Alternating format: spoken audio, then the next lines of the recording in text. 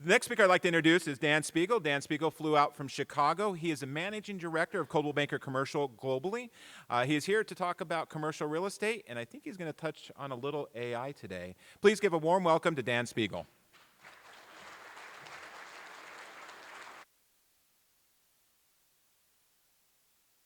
Right. Thank you, Jay. I had to get mic'd up in the back there, so thank you. Hopefully it stays on. Get it right? All right. It's in the a little dark back there, so if not, I'll use the headset. Can everyone hear me okay? Is that all right? Cool. I see a hand up there, so I assume that means a good sign. Well, welcome. Thank you for having me back, Jason. Really appreciate it. I am originally from Southern California. I grew up in the Los Angeles area, but I've lived in Chicago now for over half my life.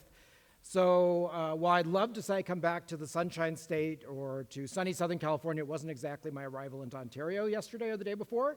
But it'll make do. At least it's not snowing like it was when I left. So we'll switch to commercial real estate. And, listen, it's a challenging topic right now. Oops, wrong way. Let's get it right there. All right. The commercial real estate outlook, because like the other, you've heard already, I put my thoughts together last week, and then I changed them on Thursday, and then Jason emailed me on Sunday saying, is your presentation? I said, no, I'm still changing it. And so honestly, I feel like this morning I could have got up and had some different thoughts.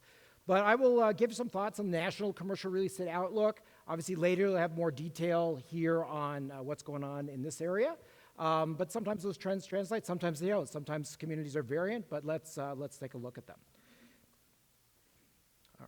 All right, so this is kind of how I felt when I was thinking about the real estate market in the year ahead. On a roller coaster, you feel excited when you're going up and you know that fall is on the other side. I think most of us do. And then that's the time when you raise your hands, right? When you're talking about economics, I think you'd rather feel like you're on the upswing than on the downswing, right? Maybe someone feels a little different from that. But there are so many variables going on right now. It's sort of hard to keep it in order of what's the most important when it comes to commercial real estate in the United States. So there's a couple things. So obviously we just talked about interest rates. You heard from the congressman about interest rates. In the commercial real estate, the housing market is very sensitive to interest rates, right? Because it's your personal checkbook. You're sitting there worried about what's the mortgage, what's the taxes, that sort of thing. Commercial real estate certainly is as well. But honestly, once the market settles into where interest rates are going, things are a little bit smoother. But right now, people don't know, right? 10-year treasuries, which are heavily influential in commercial real estate, are up, and then they're down. And it's that uncertainty that puts a lot of pressure and pressure on the commercial real estate market. Occupancy rates, well, it all depends what you're looking at. If you're looking at office space, we'll talk about that, a little uncertain, right? If you're looking at industrial space, I see how much they're building out here on the highway. There's not enough industrial space for America right now. Construction costs, materials. Lumber prices have come down, but labor is in short supply, so labor costs are up.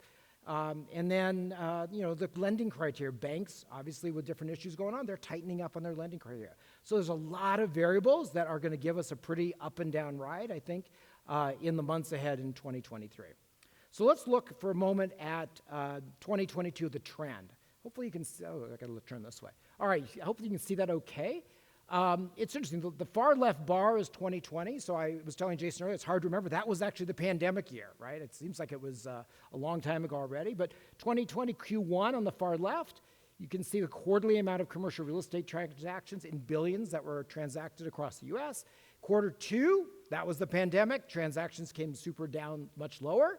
Quarter three, and then by quarter four, the first bar, it was starting to recover. The residential market started to recover a lot earlier, but the commercial market, the deal cycles are longer, and it just started to take a little bit for recovery. All right, so that's 2020. Then go to 2021. You can see where the markets were.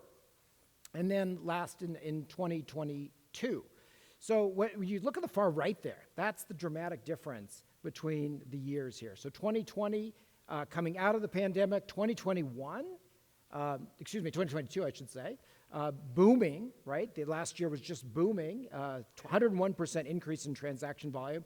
And then at the end of last year, 2022, I'm getting my years wrong here, but it came diving down, all right? So pandemic, the boom cycle, and then diving down. So that's the tale of two economies last year in the commercial real estate market. If you look at it by property type, you see that wasn't even across all property types. Definitely some came down, but others didn't. The hotel and the retail market, frankly, were not nearly as impacted, although they're certainly being impacted now.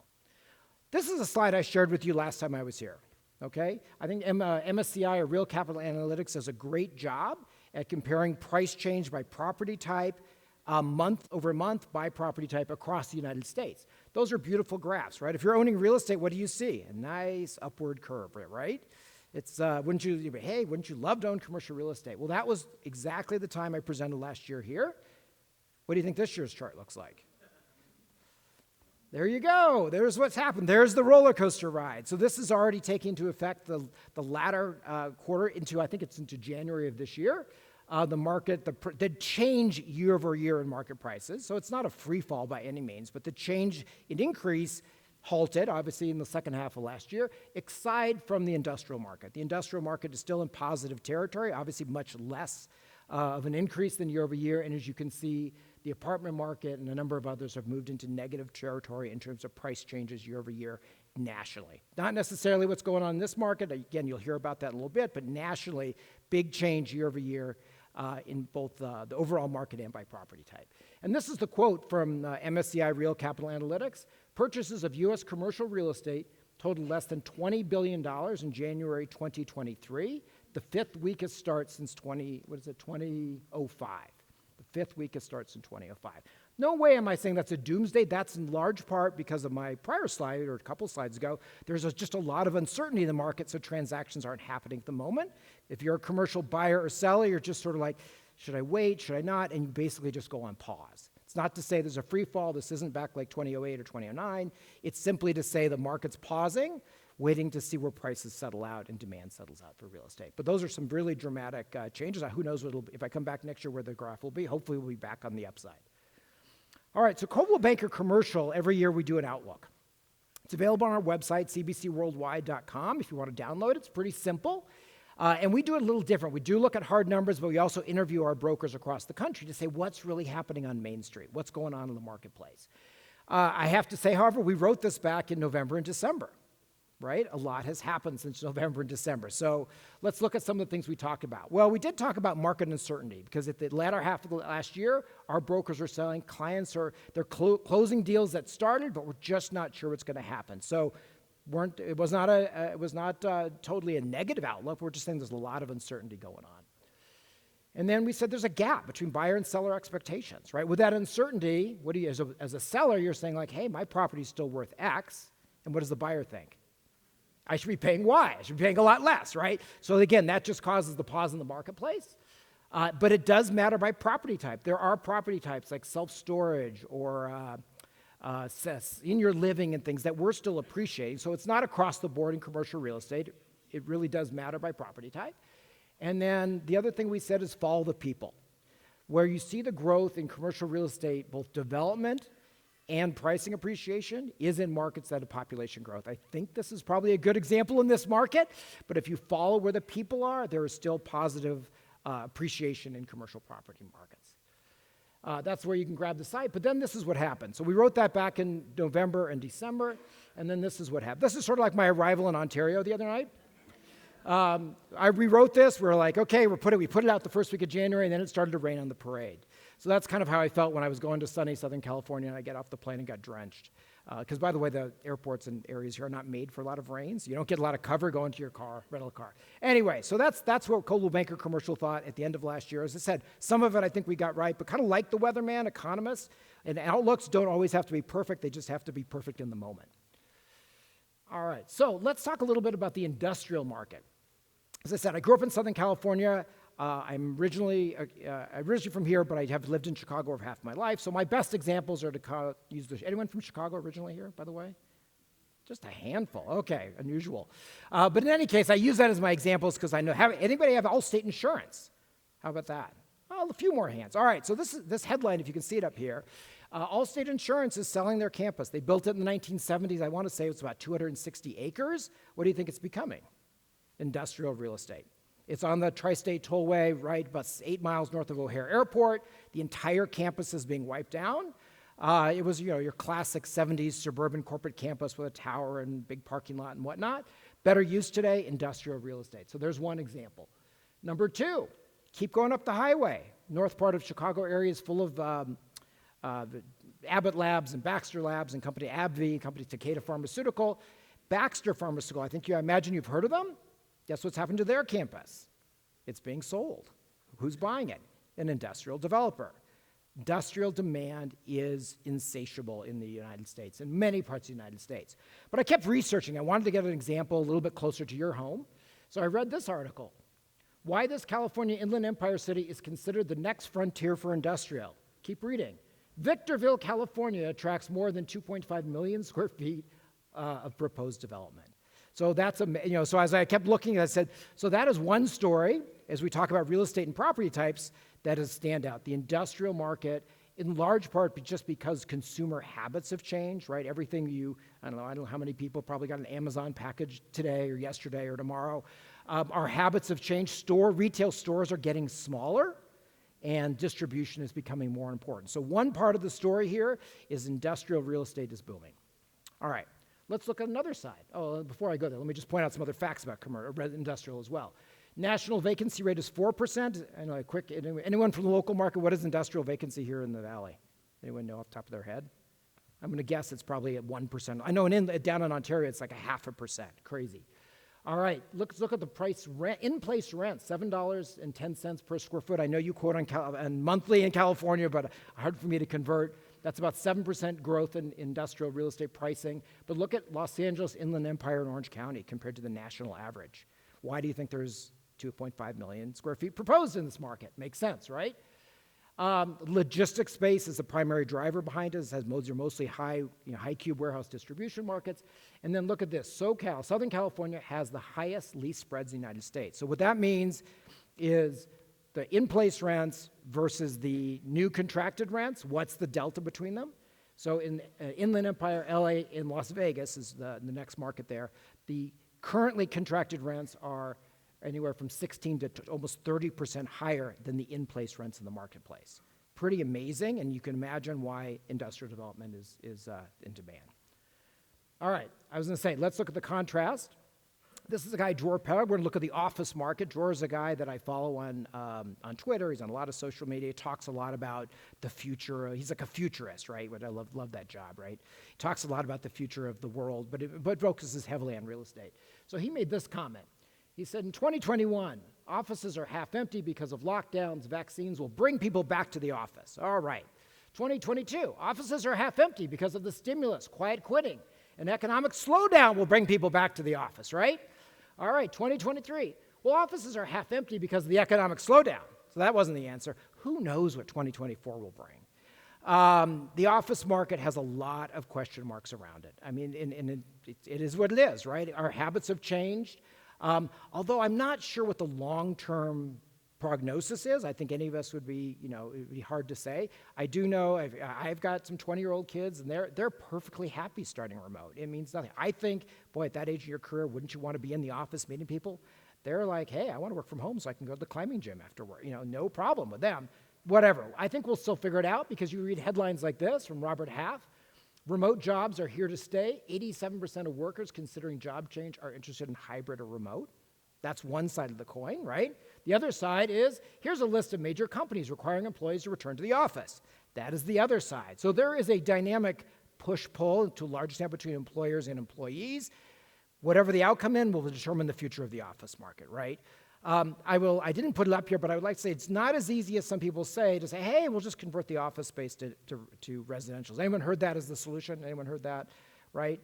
Especially in downtown markets. It's just, it is possible, but it is not. How many people want to live in a high-rise glass tower, let's say in downtown LA? Because what happens in the interior of big office buildings? You don't have any natural light. When people have in their home, they want natural light. When you're in an office building, you're okay with fluorescent lights in the ceiling, right? How about plumbing? How about parking? How about parks and amenities? Yes, it is possible, but it is not a quick fix, not to mention things like zoning. What are you going to do? You have to change the whole zoning code unless you have no zoning code. Anyway, so that push and pull is really going to be the tension in the office market. And in the meantime, this is what we're going to see. There's going to be defaulting on office loans. Not to mention, I will add one more thing about our current banking discussion. Those banking tenants occupy a lot of office space. Some of those office spaces are anchor tenants for property owners, and guess what happens if they default on their leases? those buildings are going to go back to their lenders, and then we're going to have to figure out what, those that get repriced, we'll have to figure out what to do. So tale of two markets, right? You have the where in the country, what type of property, very distinct situations. All right, so let me just quickly go through a couple trends. I gave this last year as well, different things I see. So trend number one, population growth markets, that's where real estate activity is kind of maybe a no-brainer to some extent. The Sun Belt markets, maybe markets like this valley, that's where activity is perhaps variant from the national trends. Value add opportunities, particularly in multifamily. Multifamily apartment rates are not going up quite as fast as they have been, which means people can't buy on the assumption that rents will go up in the multifamily. Therefore, value add opportunities kind of get more desirable. Hey, I'll come in, I'll rehab this, I'll make this apartment complex a little bit nicer, and then I can up the rent a fair amount. So value add opportunities are part of trend number one. And then don't be careful. Retail is kind of a struggling place, but not all retail. Grocery anchored retail in particular is particularly strong.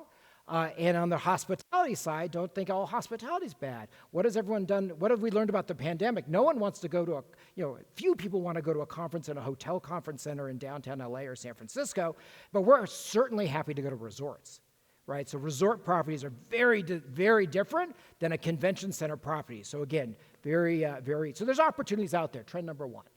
Trend number two, CMBS, commercial mortgage-backed security loans, properties that are held in those CMBS markets, they're coming to maturity. I mean, there always are, but we will be seeing the headline like I showed you with Brookfield. Those loans will be coming due. It'll be very challenging for those loans to be refinanced at current rates that make sense for the property owners. Therefore, they'll be defaulting on that. Again, it's not a crisis. It won't be to the point that maybe we saw over a decade ago in terms of percentage of markets that are properties are defaulting, but it's going to be an issue, and we'll see it. Office, we talked about it, weak demand. Perhaps there's some variation here in the market if there's not enough supply, but there'll be falling prices.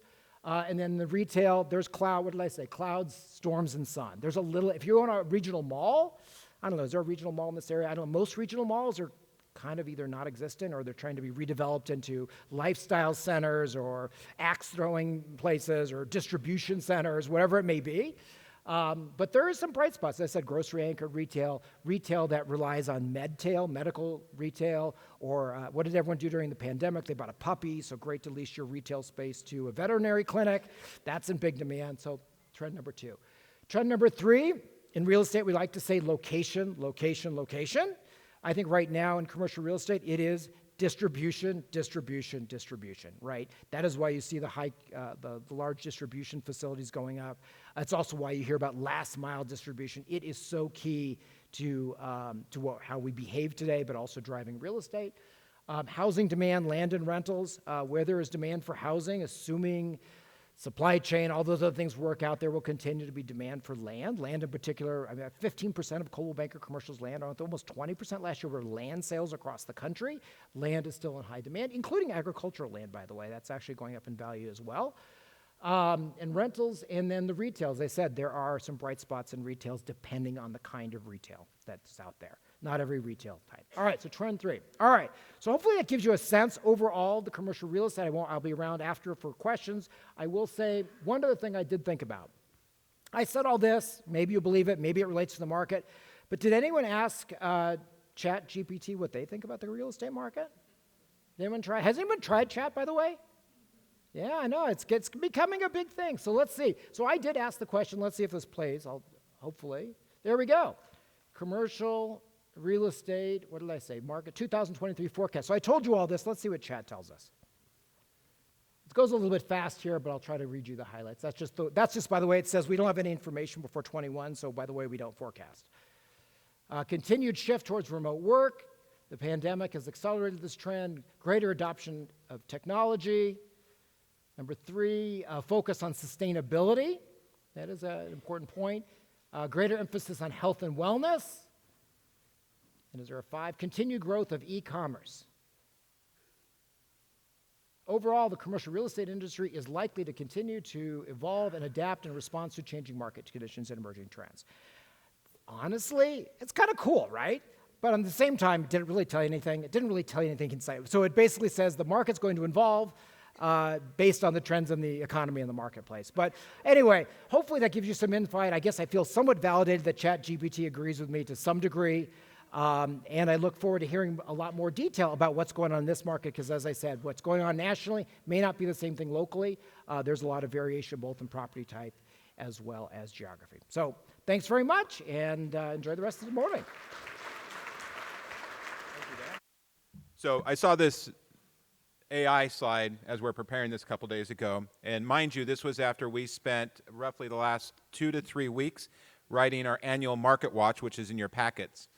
And I'm thinking, wait a minute, we can write the Market Watch in 5 minutes next year. So we're looking into this. This is definitely a tool.